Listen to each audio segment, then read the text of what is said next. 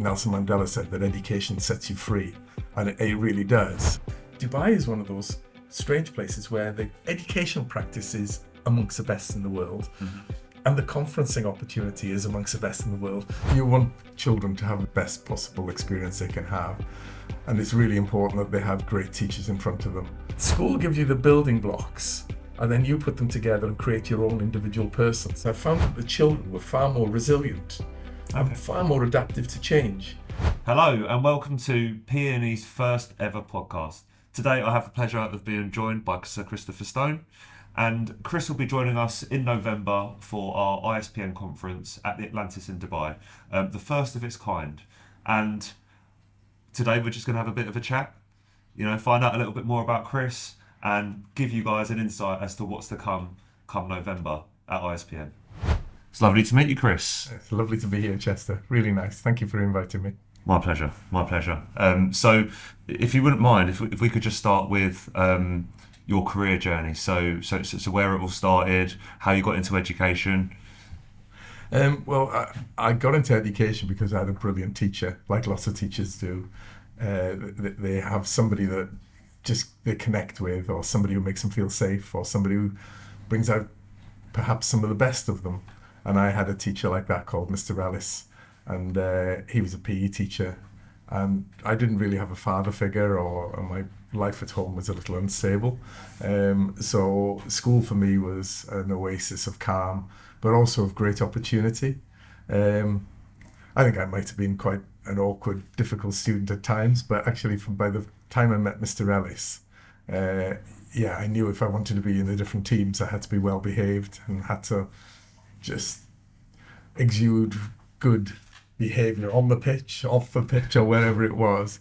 And I think he was a guiding light. But when you speak to lots of teachers, or you speak to lots of children, they'll talk about their favourite teacher straight away. They'll also talk about the teachers they don't like quite quickly too. They remember those too. Yeah. And you always want to be one of those teachers that they did like. Yeah. It doesn't mean you have to, quote populism, but or to be popular all the time. But you want to be straight and honest and true. And doing the right thing for the right reasons. Yeah. And teaching is just such fun. It's just so wonderful. It's a great thing to do. So I've enjoyed every minute of it, really. Still enthusiastic now.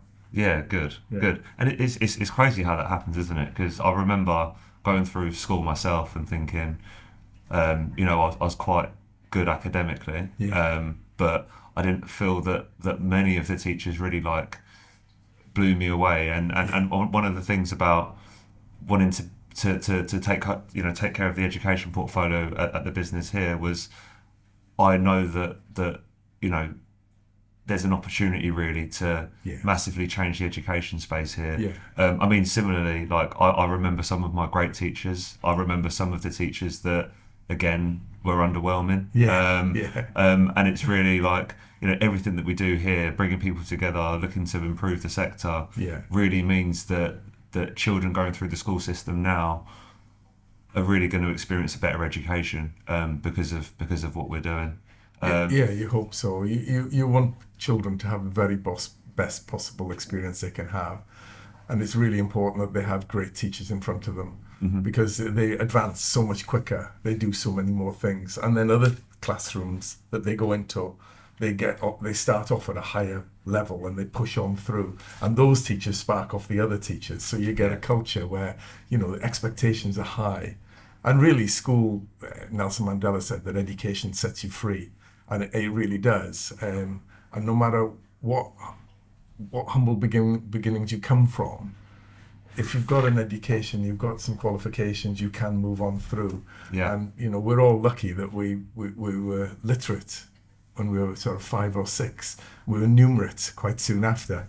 Maybe in my 30s for me. But those are really important times to get you to that. And in parts of the world where you don't have free education and you don't have access to education at a very young age, life is a lot harder. Yeah. So for you, did you start off as a teacher before you became a leader? How did it start? Well, actually, that's a good question, really, because schools give you opportunities. So I was sports captain, house captain, and deputy head boy. Yeah. I see the head boy still now and again. I keep saying he's the head boy. I was a deputy head boy. He's still good. But they do give you opportunities to practice leadership. Yeah. And really early on, I realized that I wasn't particularly good at nearly anything, really. It's so I always have surrounded myself with people who are better than me at nearly everything. Yeah, it's really. Sure. Even when I was a head, the deputies and the senior teachers were better at me at nearly everything I ever did. But it was about recognizing good people and letting them go and giving them the space and the freedom to lead themselves. Yeah. And then I realized after a while, I started off thinking it was about management, and it was about doing the right things. And then I moved into leadership, and it was more about management was doing things right. Leadership was doing the right things. And it was about choosing and deciding. But then I moved away from leadership and decided actually it was all about followership. You needed to get people who were going to come through and happy to make their own decisions. Yeah. And it moved into a different level, really. Yeah. But it is always around you maybe having a vision and sharing that vision and then getting other people maybe to buy into it. So it's about communication and relationships, those two key factors. Mm-hmm. And then it's about letting those people do it themselves, their own way, not defining it. Yeah, well, you hire them for a reason, right? You do, yeah. And that's, I go to a doctor and I don't tell the doctor what, okay, give them symptoms, but I let them decide what should happen because they're the expert. And so, you do. You hire them for a reason. Yeah. Let them go, encourage them. Say yes, nearly all the time. It's so much easier to say yes and to give with an open hand than it is to control. I don't know why people ever want to control. It seems a strange thing, really. Yeah, I agree. So do you feel that this style of leadership is moulded from the experiences from your life at school, from what you saw there and what you saw as effective? A little bit. I mean, I suppose inherently some of the person I became was based on those, but then I probably became more self-aware in my 20s, and I actually learnt a lot more then. And then in my 30s, I became a lot more thoughtful, a lot more sensitive. And now I realise I don't really know hardly anything at all. And so I'm a lot more humble than I was ever before. And I realise that actually I'm not an intellectual. My world is around perhaps using some degree of intelligence. Einstein said intelligence was knowing what to do when you don't know what to do. And so sometimes it's around, connecting people, bringing them together, working with others, and getting the best out of other people. And that's my leadership strategy, really. Yeah, well, it's clearly effective. It's been enjoyable. Yeah, I'm sure. And it's lovely seeing, I think the test of a leader is how many other people go on to be leaders in different fields. And it's lovely when people contact you and let you know where they are, or you see them on LinkedIn, or you see them at an event and they're an ISPN event and they've gone on to another headship, or they're now looking after a couple of schools, or they've started up a teaching school, or whatever, really. And it's really good to see people continuing to grow, because it isn't finite growth. It's something that you need to keep on doing. Mm-hmm. And the danger is, if you get to my age, I'm in my mid-60s, and you're fearful of becoming irrelevant. It doesn't matter that you're not doing the sort of job you were doing before, but you really want to contribute to society all the way through, and you just find a different way to do that. Yeah. And you find nearly always it involves other people. Of course.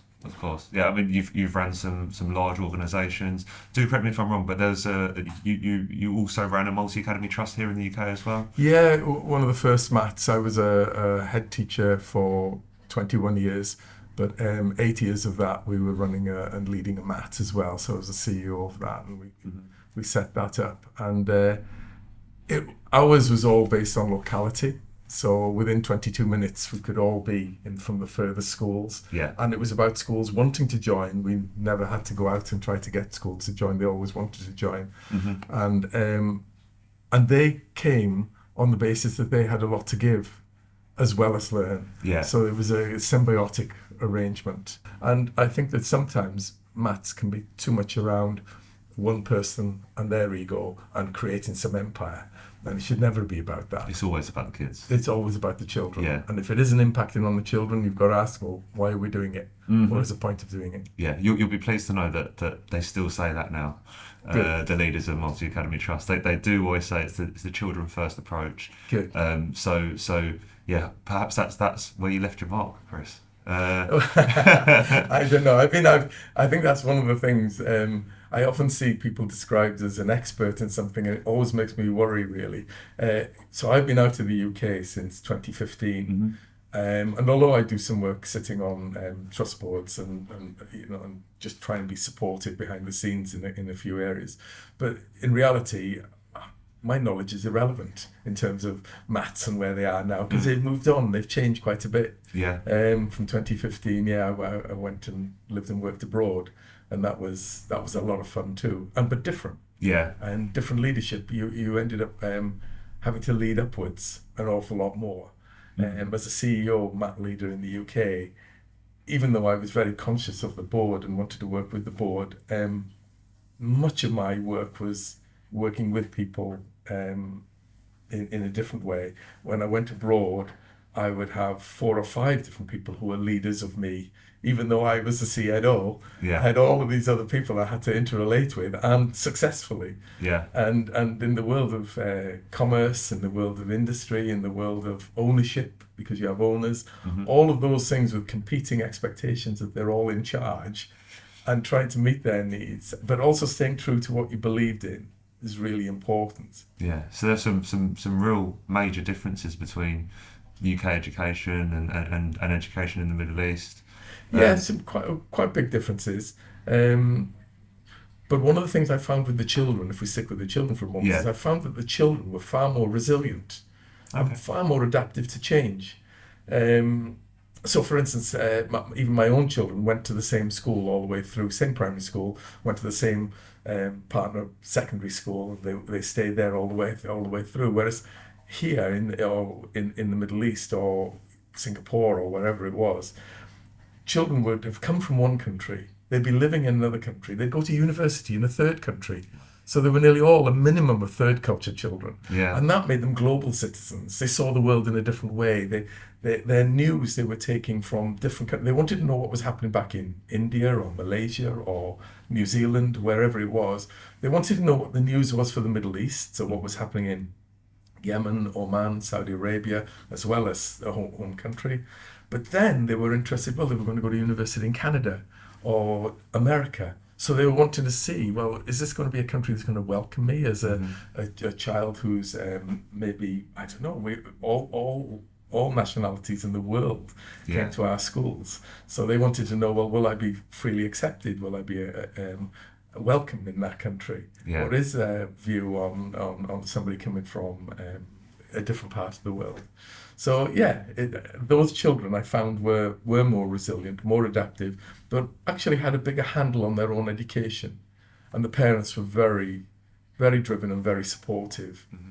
These are ordinary parents, very often both parents working, very often just like anywhere in the world, wanting the best for their children. Yeah. But the children could see that was happening, could see the parents were working hard, so they worked hard at school. So one of the things that was a big change from some of the schools that we led in our maths, which were, in challenging circumstances, sometimes behaviour was an issue. Yeah. Whereas actually on the international school circuit, behaviour was really low down the list. Yeah. And yet well-being was really high up the list. Parents wanted their children, first and foremost, to be happy. The results were secondary to that. And yet actually the results were really higher than home country, maybe because of the well-being was so well thought of. Yeah, I'd agree. Yeah, I think if children are happy, children are thriving, the results are secondary. Yeah, they are. So yeah, that doesn't surprise me in any way. No. I'm actually listening to this and thinking, I'm looking at these kids with a bit of envy, really, if anything. How amazing is it to be that independent, to genuinely be happy? Because a lot of the time, behaviour issues will come from not being happy and not having that care and support at home. So actually, that is a really major cultural difference. But really fascinating to hear about for sure. Yeah, no, you're right. I always wish that I'd gone abroad earlier in my life. I was mid-50s, and both our children went just to the one local school. I'd have loved it if they'd had an international school options, and seen the world, and we'd travelled the world. And then I think I probably would have, well, I know I travelled the world. We had schools from Chicago through to Singapore and all the countries in between. But it would have been lovely for them to have lived in Malaysia for a few years, or Singapore for a few years, or Nairobi for a few years, and I've been a principal in those countries and moved around with them, because actually the children are adaptable, they're resilient, and they just see the world in a slightly different way, and they're so much less concerned about colour and differences, and they focus more. For instance, there's probably 85% of things that you and I would agree with, Chester, maybe 15% that we don't.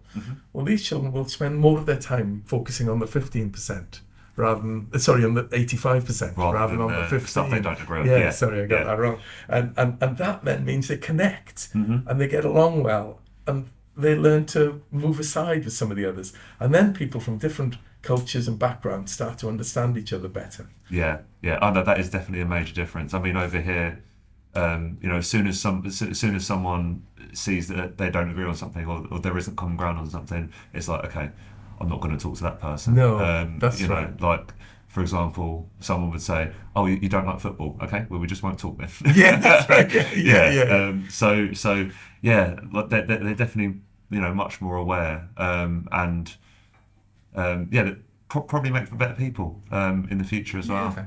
I think one of the things that I have liked about working internationally abroad has been that they're K-12 schools. So the children are there from 3 years old through to they're 18. Yeah. And very often there's a program to support the children when they're going in, they're doing their first year of university as well. So there's a wrap-around understanding. And you see little ones in the same school, maybe it's their brothers or sisters who are much older or younger, and they meet up at different times and they know where they're going to go and have lunch together. And it's more of a family feel. Yeah. I think that our school setup with the different stages and the different key stages is really, it's more about the children fitting into a mould of the school rather than the school being a wraparound, thoughtful, caring place. And I like to think that in the schools that I worked in, we were always happy to talk about creating a loving environment in that pure sense, because children need to feel happy and loved, and they need to know that they're safe when they're talking and expressing a new idea and not feeling foolish and maybe getting something wrong, but people aren't going to laugh at them, or what they eat is different from what somebody else eats, or they need to pray at a certain time of the day and other children don't. You need to create the environment where people feel loving and safe, and that they know that they can talk to just about anybody. Yeah. And I felt that in the international schools, there was really very much that feeling. Yeah. And that was aided by having the 3 to 18 year groups. But even in my schools in the UK, when I was a secondary head, we had vertical tutoring. And I loved vertical tutoring. So you had 11-year-olds who would be bringing in a card for the 18-year-old whose birthday it was, and then they just, it's only for informed tutor time. Yeah. But you knew that you could go and talk to somebody older. And I think that was because when I was a child, a dual heritage child, looked after, in care some of the time, shipped around. I had a sixth form young man who looked after me from the moment I went to school. His name was Jack Hughes. Yeah. And I remember people sort of picking on me, or because I was different. I didn't have a blazer, unfortunately, and everybody else did. I went in short trousers. Nobody was wearing short trousers. Crazy things. And now you think, you've got to look after the children when they join school and start school. Yeah. The lift is so important. But Jack Hughes looked after me. Yeah. And so by finding ways in which older children can take care of younger children, and older teachers can take care of younger teachers when they're entering the profession. That sense of loving and a relationship and family in all aspects of school life is just really important. Yeah. So you almost created, no, in fact, you did create the environment that you would have loved to have had, or the environment that you did have that you really enjoyed when going through school yourself. And yeah, I've met many people over my life who've had a much harder backgrounds than I've had. Who've then gone into teaching. And funnily enough, they've all done exactly the same thing. They wanted to make sure that school was safe and warm and welcoming. They wanted to make sure that the toilets were clean and didn't smell, you know, and the people could go into them, that, you know, you weren't going to get bullied for going to the toilets, or there weren't parts of a playground that you couldn't go to. And they've all done that. All the people I've met have tried to do that. So you mimic the things that you loved, yes, and you absolutely get rid of the things that you hated. And ultimately that should be the perfect environment, right? Yeah, it should. Yeah. I mean, I listened to Rory Stewart doing he was on the Radio 4 this morning when I was coming here, and he was talking about how ignorance is actually quite important. So for instance, when somebody's got a new guitar and they don't know how to play it, they often create their best work with that guitar as they get to know it. Yeah. Or somebody's in a new place and they've just started taking up poetry. Their best work is very often early on in their careers, in their first 2 or 3 years. I know we have to change that in education. You know, it's really important about educating people all around.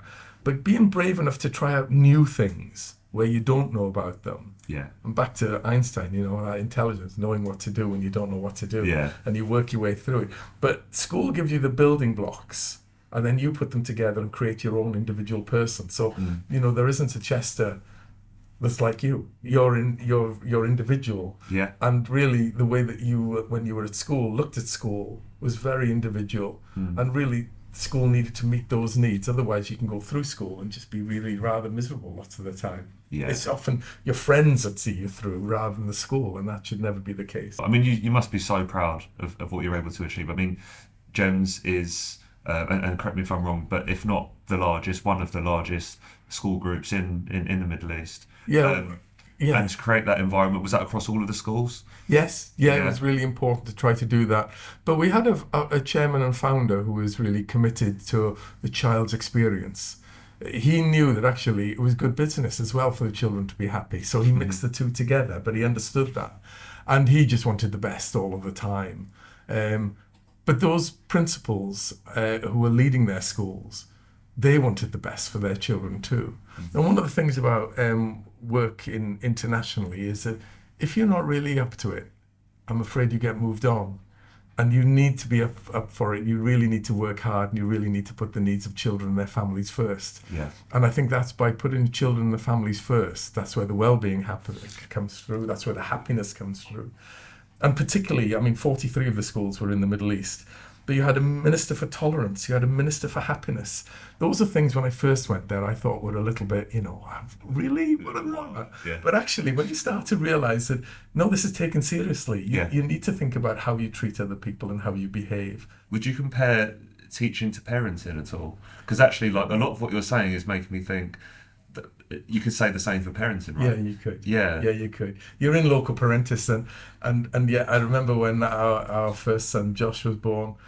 We didn't have a clue. I didn't have a clue what to do. You know, he's ours, but they gave us him when we took him home, and what do we do with him? You know, he said, no idea. And then he, when he did cry, because all babies cry, I said, what do you do now? You know, and actually, other people help you, and you talk to people, and you find your way through. But actually, teaching, you are in loco parentis. And I remember a father coming to me when I was very early on in my first headship, and he came and he said, if my son is naughty, I want you to beat him. I want you to do the different things. He gave me and I spoke to him. I let him talk his way through. But actually, he was speaking metaphorically. He had never beaten his child, ever. And I was so relieved that we went through it. But I think what he was trying to do is saying, we're doing this together, you and I. And we need to talk about how we do this. And then it transpired in the conversation. Yes, he'd never done anything like that. But what he would have wanted to have done would have been to talk through with me what was happening before I made a decision, before he made a decision. Yeah. But he also gave me an understanding of the importance of what a school was doing. You know, it takes a whole community to raise a child. And unfortunately, if you're not careful, they learn the wrong things from the wrong people. So you need to make sure that everybody is involved, so that then it isn't hit or miss, that it is pretty certain you're going to have a great school life and therefore a great life afterwards. Yeah. I never really thought about it like that before. It's almost like you're co-parenting with their parents. Yeah, you right? are. Yeah. Because they probably spend, well, obviously not just as much time, but quite a lot of time in the school. That's They do. I mean, that's for me, and probably the same for you. Like, where you really learnt who you were as a person and what your passions in life are. Yeah. So actually, just to bring this in as a full circle type thing. Like creating that environment that's loving, where you feel like you belong.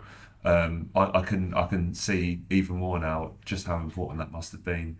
It is. Yeah, it is, because I used to ride the buses in the morning, and we'd have staff at different places because you needed to make sure the children reached you safely. So you'd go to Greg's, or you'd go to the different places, and you'd meet where they were, and you'd make sure they weren't dropping litter, and then, you'd talk to them in different ways, and they saw you outside school. And then, you had activities for them at break times and lunch times. You made sure that school was a safe environment. You made sure the toilets were clean, like we said. But then you had after school clubs. You made sure they were safe, and they'd come and have breakfast at school, many of the children, but they'd also have maybe tea and toast in the end of the day because it was something, or they'd been at clubs and activities. But then you needed to make sure they reached home safely. Yeah. And actually, like you said, that's from, they leave home at maybe 7ish in the morning. They don't get home sometimes till 6 or 7 in the evening if they've had an activity. And we always wanted them to either be on the stage, or on a court, or on a pitch, or creating something, or playing music somewhere. And so all of those experiences meant that by the time they got home at 7 o'clock, maybe in the evening, that's 12 hours. Well, they're going to bed, you hope, just a few hours after they get home. So you spend more time with them than their parents do in the school day. Mm-hmm. So it's really important that throughout that time, they're not scared, because scared children don't learn. No. Unhappy children don't learn. So it's all about, like you said, those other MAT leaders who you spent time with, who are all talking about, it's about children first. Yeah. Then it is. Yeah. You know what else I love as well? I love the fact that you've given these children the space to be creative as well, and ultimately still be kids. Even though they're in an environment where they have to grow and develop and learn and all that kind of stuff. Actually, I think that's potentially what we lack here in the UK. Is really giving children space to be creative in the same environment. It's really all of those other things. It's not just about maths, English and science. As important as they are, I can't recall a single maths, English or science lesson from school, but I can remember so many other experiences, either on a stage or, on a pitch, or in other times, or even going camping together, or doing silly things and crossing the river, when you're all holding hands.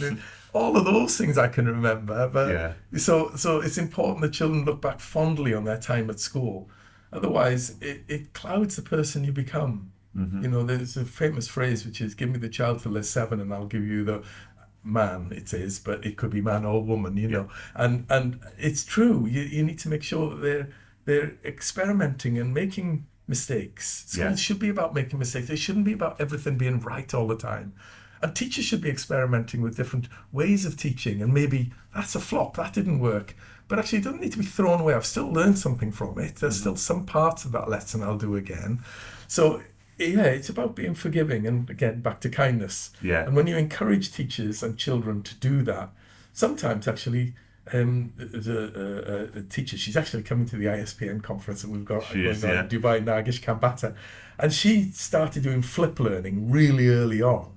And the children are leading the lessons. And the teacher, you talk to the child beforehand, you say, "I'd like to make sure we cover this and this." And the children take the lessons and lead the lessons. And very often they're much better than your own lesson, because they're only having to do 1 or 2, but they know what's working and what doesn't work. Yeah, yeah. You know what it sounds like? It sounds like the environment that you were able to create in the school setting is similar to the ideal environment for us to host the conference, the ISPN conference. Yeah. One where people can come, they can feel comfortable about sharing their challenges. Yeah. They feel like they can connect with others and learn from others and share and have a bit of fun, hopefully, as well, and hopefully be a great experience.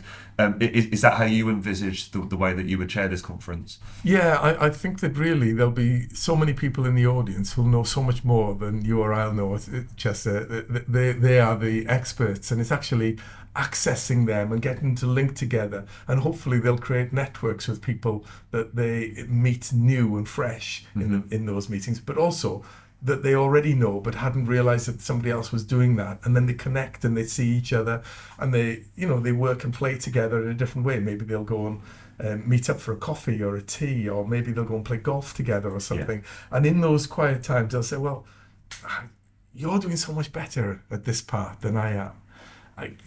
How are you doing that?" And one of the challenges for many schools around the world is that they have inspection regimes that are different. So here you've gone 10 years before you've been inspected, but in the UAE, for instance, is annually. In many of the countries we worked in, it was biannually. And when you know that's coming, it looms over the horizon. And your best way of getting through that is talking to somebody who's already done it. Yeah. So having principals linking together, having vice principals linking with other vice principals, or maybe with principals from smaller schools, and theirs is a big school, and getting into each other's schools and sharing. Really important. I'm sure the ISPN network will do that, that networking opportunity. But we'll be trying to bring out what other people are doing. We don't know any of the answers, really. They do. Yeah. And it's about opening those doors and keep opening the doors and hoping that they share with each other. Yeah. And that's what we'll be trying to do, really, and put a spotlight on their best practice. Yeah. So it's the collective experiences, the collective knowledge. But ultimately, that's what we want to create as well. We want to create an environment where people feel like they can be vulnerable, right? Yeah. And really speak about these things in an open way, and look back on it fondly, like you say as well. Yeah. As a great experience, and as you know, like we want this to be something that we continue to work on year, and hopefully people come back and they say, look, I stayed in touch with that person, and this is what I learned as a result of the conference. And like you said earlier, if there's a way that you can feel like you're still giving back, this is it, isn't it? It is. Yeah. I mean, the best leaders are good learners too. So these people will all be wanting to learn something new. They'll all be wanting to go away with something they've learned from this experience. But thanks, Jess. Thanks. It's been a pleasure. It's been a pleasure. Thank you.